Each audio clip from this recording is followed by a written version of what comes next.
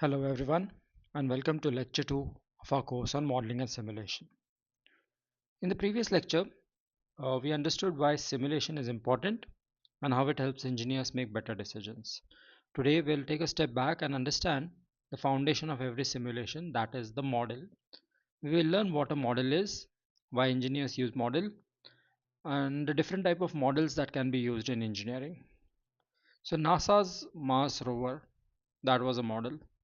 Before the rover, that's a tongue twister. Before the rover landed on Mars, NASA ran thousands of simulation based on models of this rover and the Martian terrain.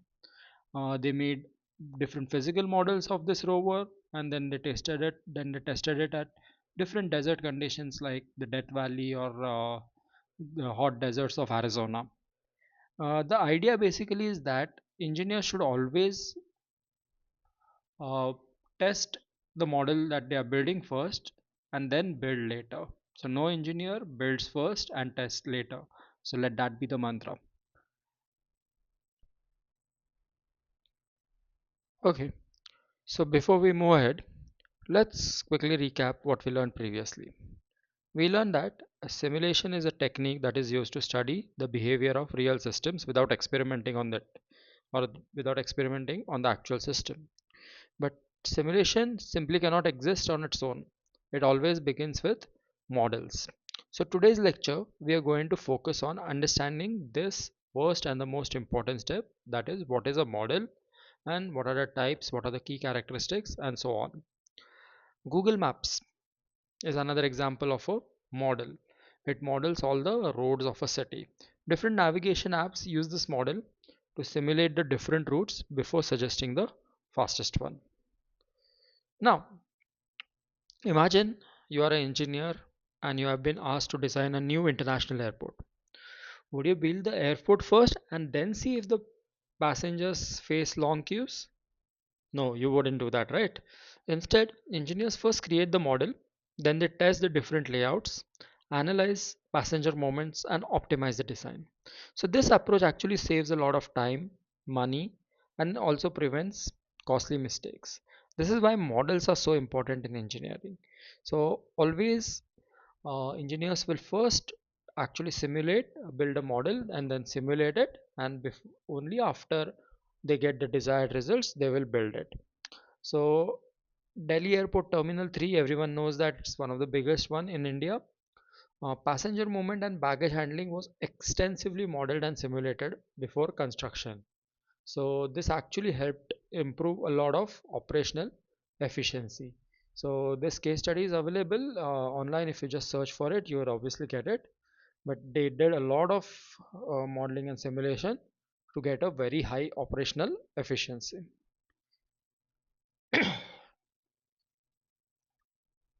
So the next question is, what is a model? So we talked about it previously. A model is nothing but a simplified representation of the real world system. So the most important word here is the simplified. A model doesn't contain every detail of the real system. It only includes the detail necessary for the purpose. So last time we took the example of a toy car. So when we are designing the model of a toy car, we are not interested in what kind of engine it has or what kind of boot space it has or what kind of interiors it has. Does it have leather interiors or fabric interiors? We don't care about that. We are only caring about the external part of the car, that is what is the color, what is the shape, what is the make, and so on. Another example would be the globe. So globe is nothing but a model of the earth. Okay, it just shows you certain land masses. It does not show you every road, every building, but it will just show you what is useful in understanding the world geography. So again, definition of a model is a simplified representation of a real world system which is developed to understand, analyze, predict, or improve its behavior. So, always the next question comes, why would you use models? So, engineers use models because experimenting with real system is very expensive. It can be time consuming and even dangerous. We saw a lot of examples last time why it is dangerous to actually experiment on the real system. Bridge Civil engineer uh, wouldn't build three different bridges just to compare the design. Instead, they would actually create three different models, analyze them, and then choose the best one before the construction begins. So, model helps understand, predict, improve, and experiment safely. So, an example like another example that we had given last time was about crash testing cars. So, companies like Volvo, Mercedes, Benz, or even Tata Motors perform thousands and thousands of computer crash simulations before crashing a few real vehicles. So, simulation actually saves them a lot of money, millions of dollars, in fact. So, what are the characteristics of a good model? A good model should strike the balance between simplicity and accuracy. If the model is too simple, it may ignore important behavior. If it is too complex, it becomes difficult and expensive to analyze. So, a good engineering model should be simple, reasonably accurate, easy to modify. It should always be economical, obviously, and it should be designed for a specific purpose. So, this is the sweet spot that we are aiming at. So, if you look at this diagram, there's the star, which is the good model. If you actually the complexity is lower than that or it's simpler, the accuracy will not be very great. But if you actually keep on increasing the complexity, it just the curve moves into diminishing returns type of curve. So that optimal point or the optimal range is very important for us to find. So now how do we classify these models? So models can be classified broadly into three categories. So we have the physical models, we have the mathematical models, and then we have the simulation models. Each serves a different purpose. So physical models, they actually help us to visualize the system. Okay, so you will be able to see the system, you will be able to understand the system by just seeing it. If you think of the mathematical model, they describe the system using equations. So we may not be able to see it, but we will absolutely understand which will absolutely understand balance equations and so on about uh, the model. And simulation model, they imitate the behavior of real systems using computers. So let's look at each of them in detail. So one example that I always tell my students is that, so if you a civil engineer is building a bridge, okay, so he uses all these three types of models. So if you look at the physical models, he'll actually build a scale bridge with maybe wood or something smaller in size that will actually show you the physical model. He will study the beam equations and understand what are the reactions at different points. So that's nothing but your mathematical model. And then he will actually design this uh, bridge in some computer simulation, some computer softwares. So that is the simulation model. So one real system, three different ways to study it. So this is actually the case that happens in most of the times, that whatever one system that you're trying to study, you build three different models and then you study it. So now let's look at these models independently, understand the classification. So the first one, as we discussed, is physical models. So a physical model is just a scaled representation of the real objects. So these models look similar to the actual system, but are usually smaller or larger in size. So example would be the architectural models of buildings. So the architects actually build some models of the building to show people what the building is going to look like before actually building it. Aircraft models, they are tested, their wings are tested. The example that here I have shown on the screen is the wind tunnel. So these wing models are actually smaller in size, kept in the wind tunnel, and then we understand whether this particular model will work or not. Again, the example of bridges I told you last time. So physical models are excellent for visualization, but but they can be expensive to build and modify. So this aircraft tunnel model that I'm showing you, aircraft manufacturers build scaled down aircraft models and then they test it in this particular wind tunnel. They study lift and the drag and all the other forces, and then if required they modify the wing and so on. So now physical models can one further be classified into two parts. So the first one is static physical models. So static physical models, as the name suggests, static, when we talk about the term static in relation to physics, it means there is no motion. So examples are your architectural model, toy car, or your factory layout. The primary purpose of this static physical models is to show that the shape, it's to show the shape or size or arrangement of a system. These models actually help engineers communicate ideas, but they do not demonstrate any system behavior. We don't understand how it is going to work. So architects building models, they use miniature building models to show customer the appearance, but nothing moves. We are not sure what happens inside the building. It's just for purely for visualization. Now the next type of physical model is nothing but dynamic physical model.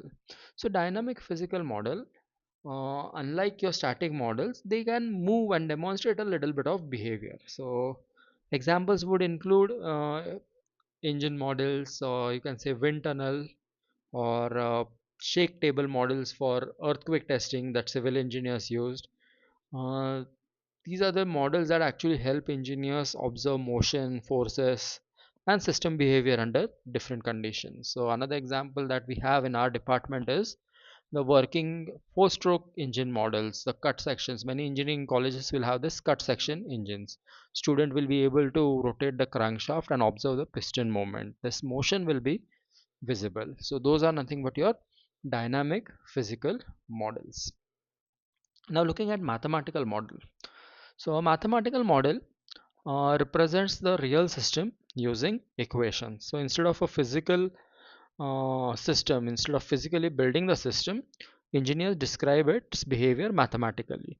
So Newton's second law, Ohm's law, or even the ideal gas laws are all examples of mathematical models. So these models are widely used because they provide quick and accurate predictions. So the biggest example that most people will relate to is the projectile motion, and its applicability is huge. In a If you look at the example uh, I want to talk about is cricket. So a few years back, a technology came into picture in cricket, which was the cricket DRS system. So instead of bowling 1,000 balls and understanding how the system works, this company decided to use projectile motion equation to understand how this cricket ball actually moves. So yeah, what they did was they started getting the data of the bowler, from which point he is throwing, at what speed he is throwing, and then they put this in the projectile equations, and then they can trace the path of this ball that is going. So instead of throwing different 1,000 balls and understanding how the ball will go and which direction will it go, these equations actually help us determine the path better. So cricket DRS is a classic example of mathematical modeling. Now the third type of models are analytical models. So in mathematical models, we can divide them as analytical models and numerical models. So analytical models are mathematical models that can be solved using exact equations. So this is very important. They can be solved using exact equations. So they produce precise solutions without requiring repeated numerical calculations. So example that I had just given you, the projectile motion, beam deflection equations that civil engineers study, simple electrical circuits that electrical engineers study. All these actually have one simple equation, and they solve and they give exact equations.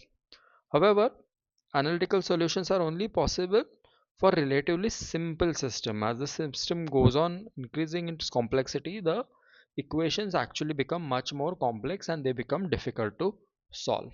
So simple beam deflection, like I told you, simply supported beam carrying a central load, Maximum deflection, we can easily calculate it using direct formulas. There's no need of a computer. So these are nothing but your analytical model. But as the system grows more and more complex, you require numerical models. So like I said, system becomes more and more complex. Analytical solutions are not possible. In such cases, we use a computer to solve these equations numerically. So these are nothing but your numerical models. So these use techniques like finite element analysis or CFD, that is computational fluid dynamics, uh, and weather predictions that the geology people do. So all these are dependent on numerical models to analyze a complex system. So ANSYS, the software that most mechanical engineers use, the stress analysis software. So a chassis, it has a very complicated geometry these days. So there's no simple equation. So ANSYS, what it does is it divides it into thousands of small elements and then solves it numerically.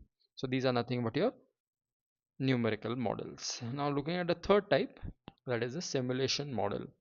A simulation model is nothing but a computer based representation of the real system. It imitates its behavior over time. So unlike analytical models, these models actually allow us to study randomness. It allows us to study cues. It allows us to study failures. It allows us to study interaction between different components. So example always include the airport simulations that we talked about last time. There could be manufacturing system, the traffic networks, the hospital operations, and so on.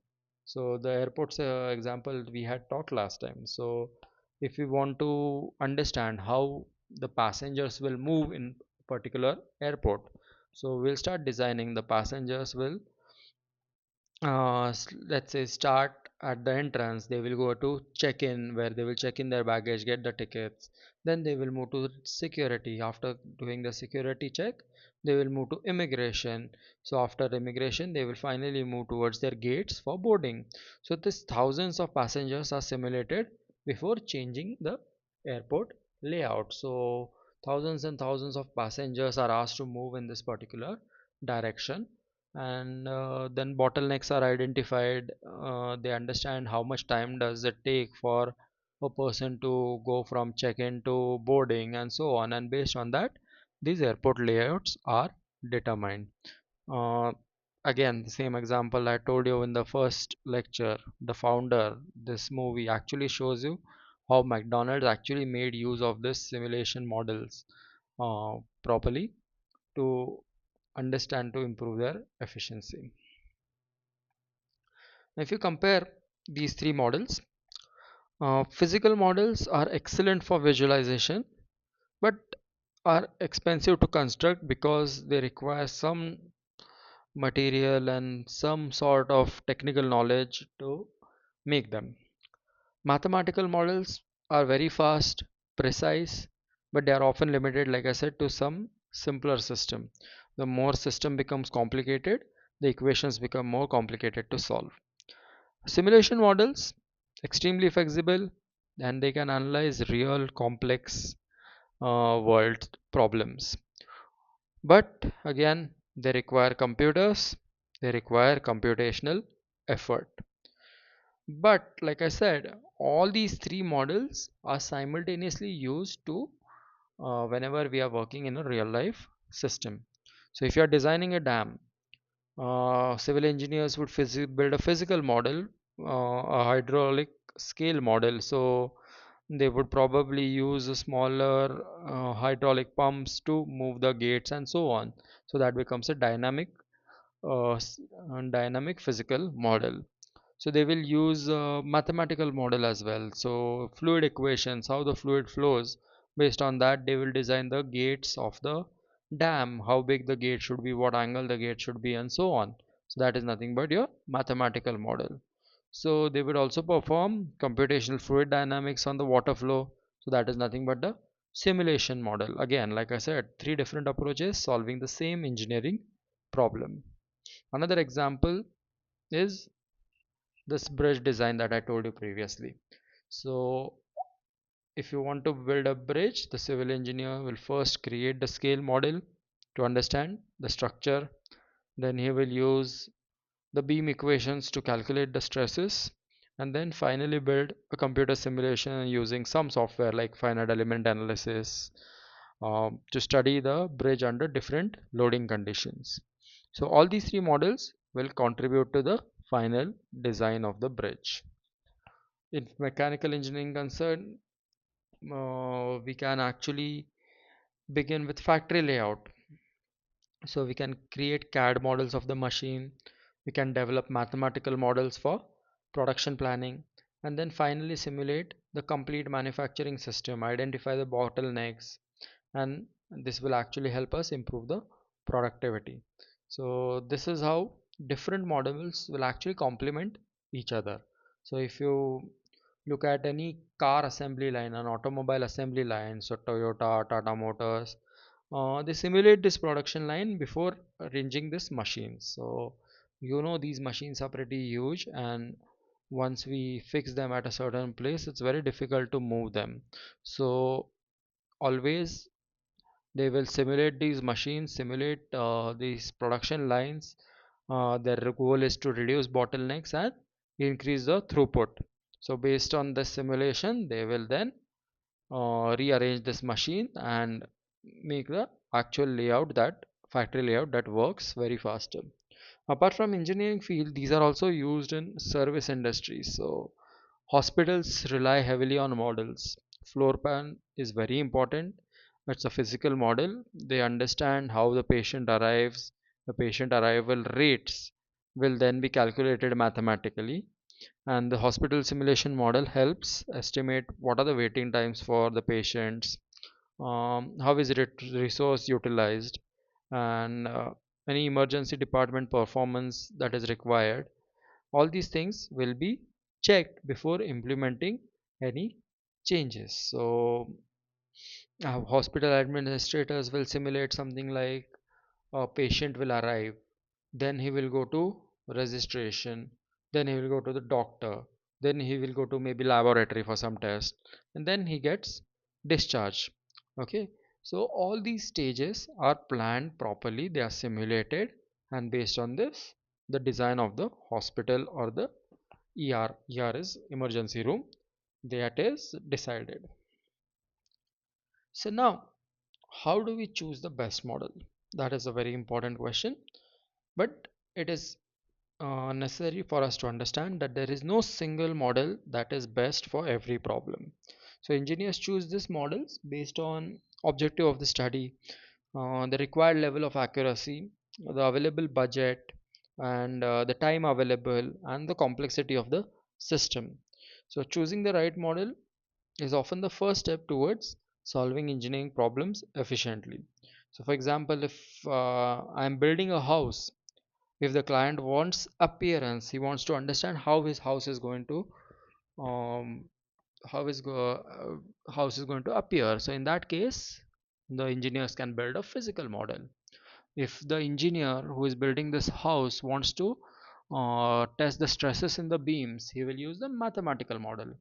If the contractor wants the construction scheduling, so he will then use the simulation model. Again, different objectives, different models. Again, this system is the same. So this is a very important slide to understand. Even a sophisticated model can produce incorrect results if it is built with poor assumptions and inaccurate data. So a common saying in computers that I have written here is computer science is garbage in, garbage out. So if your input data or assumptions are wrong, the simulation will be unreliable. Therefore, building and validating a model carefully is really essential. So to give you an example, uh, if you actually use Google Maps in some remote part of our country.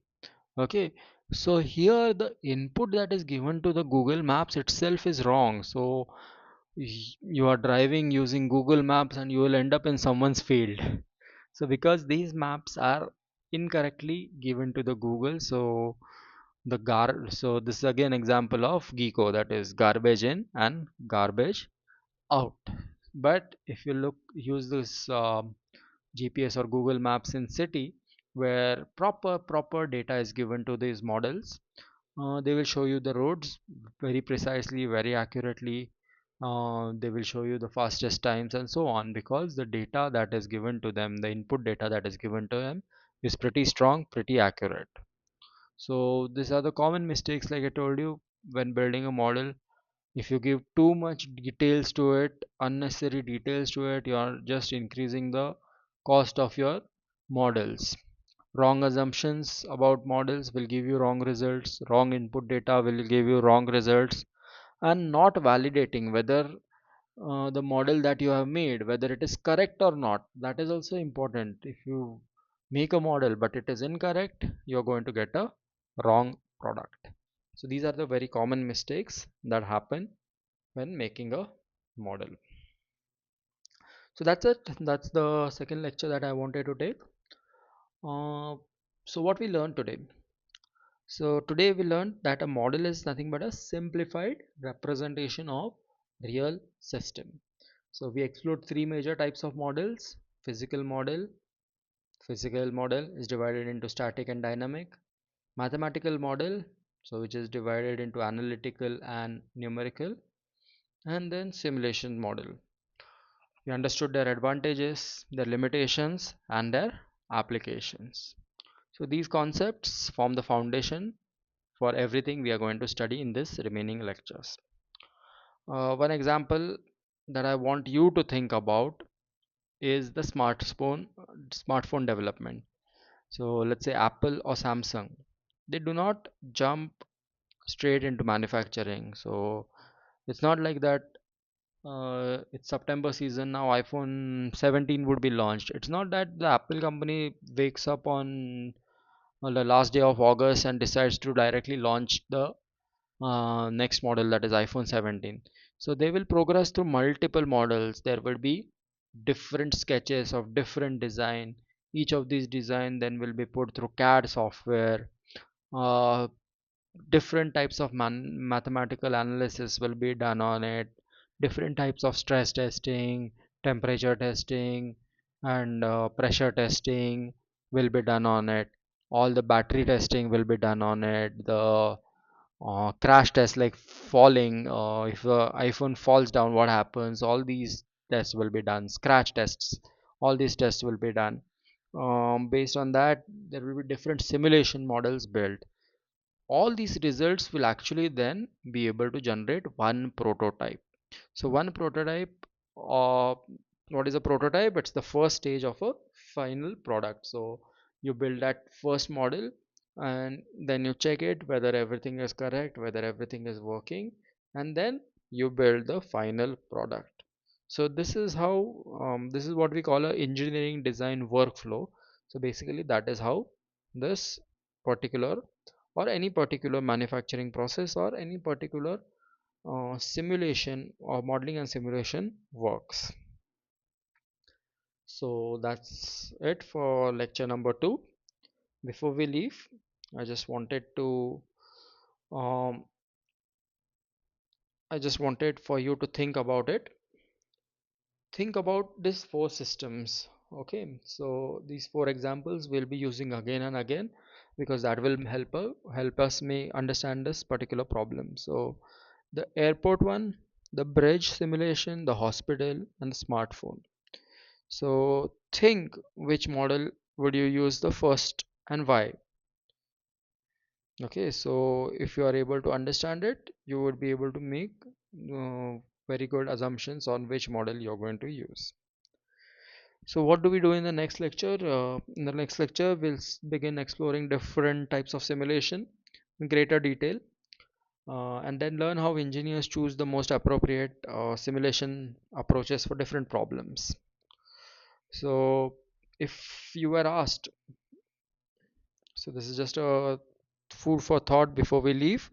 So if you are asked to design the new metro station for Pune, which model would you build first?